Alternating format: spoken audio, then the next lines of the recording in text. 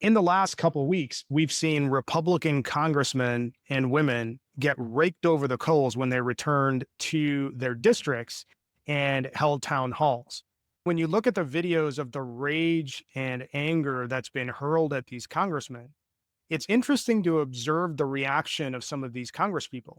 On the one hand, you have certain members who seem completely disinterested in even being there. And on the other hand, you have other Congress people who seem completely unprepared to deal with what's being thrown their way.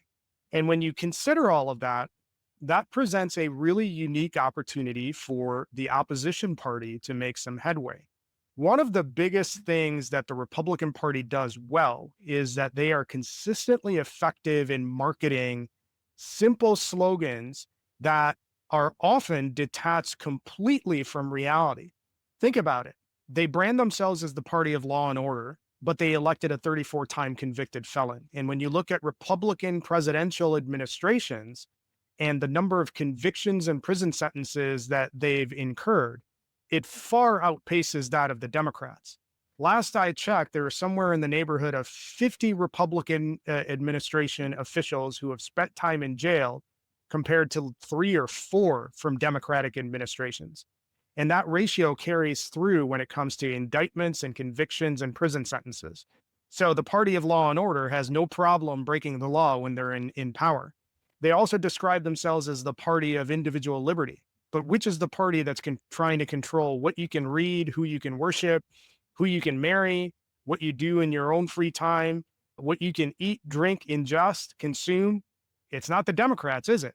When you think about tax and economic policy, the Republican Party made the case that if we deregulate industry and we make it easier for rich people to get richer, and that will trickle down to everybody else that's in the 90%. What has actually happened when that policy was put into place? You've seen a $50 trillion transfer of wealth from the bottom 90% to the top 1%. And that indicates the level of skill that the Republican Party has when it comes to messaging. But now there's an opportunity for Democrats and anybody that isn't Republican to be on the advantage. When you look at all of the cuts and policies that are being put into place, those will impact red state residents far more than they will blue state residents. Red states are net drains on the federal treasury. They take in more federal aid than they do in terms of paying taxes. So when Medicaid, Medicare, the Affordable Care Act, and all of these other things and services are cut to fund another $1 trillion giveaway to the ultra wealthy, it's going to be red state voters that feel the pain of that.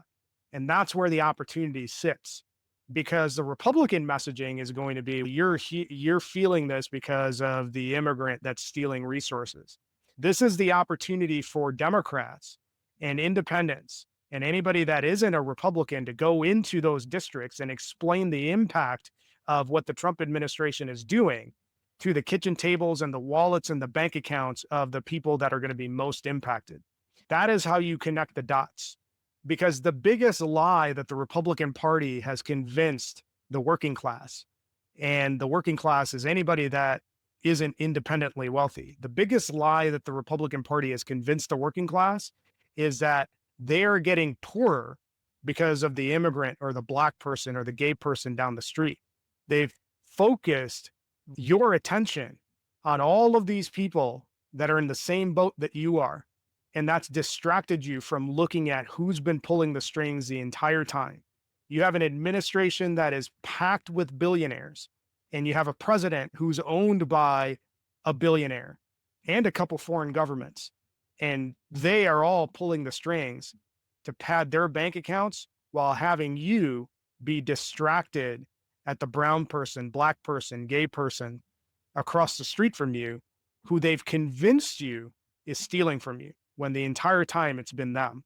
This is the opportunity for Democrats and any non-Republican person to go into adversarial territory and communicate that message. You're being fooled, you've been hoodwinked, you've been stolen from, and we're all worse off because of it. That is the message that needs to be brought forward. And it is up to every Democrat that is in elected office to get out of their comfort zone and hit the streets. We expect and demand that you're leading from the front. And that means leading from messaging. And it also means leading from the front in terms of resistance. The House Minority Leader, Hakeem Jeffries, has complained that the Republicans have all the levers of power. What can we really do? Here are two things that you can do. One, get out of your districts and go into red districts and communicate the message. And two, lead from the front, fight back up to and including to the level where you are getting arrested. That sends the right message to all of the people across the country on what the stakes are. If you're unwilling to put yourself out on the line, how do you expect anybody else to step up and take that mantle and run? This is what you need to do. And our role as citizens is to make sure that any and every elected Democrat is pressured to move and take those two steps. That's the mission ahead of us. If we fail to execute it, you know what's coming.